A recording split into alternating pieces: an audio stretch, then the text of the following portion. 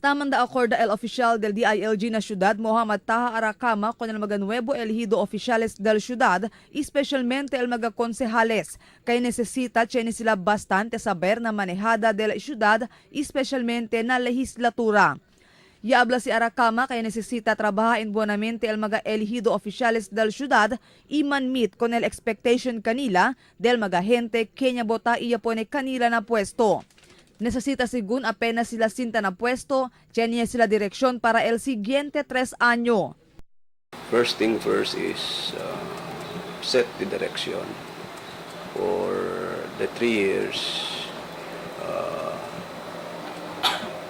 so that there will be a benchmarking of what they are supposed to do. Asigun kun Aracama, hindi bastante solamente el kurso que acaba estudia el un kandidato para queda un cualificado oficial del gobierno. Necesita segundo mabaho na training el mga elegido oficiales para tiene este saber na pasar del resolución y mga ordinanza. Pirmi según abierto la oficina del DILG para darle training con el mga nuevo elegido oficiales. Actually, training is an avenue of learning, and learning is a continuous process. So, palagay ko, hindi lahat napag-aralan sa eskwela.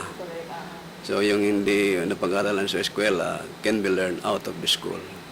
And basically, itong sinasabi natin, hindi po ito naturo sa eskwela.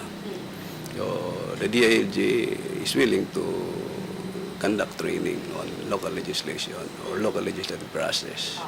Antes según asumi na trabaho el mga nuevo elegido oficiales, necesita hura una estos na un autorizado administering officer. Isumete di ila updated statement of asset, liabilities, and network.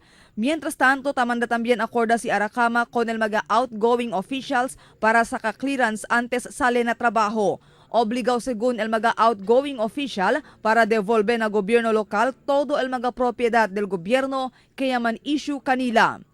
They have to secure clearance, and then whatever obligation that the city has for them, yung kanilang terminal pay, will have to be given to them after they have been cleared of their property and money accountabilities. Marifita Mayo, Dateline Zamboanga.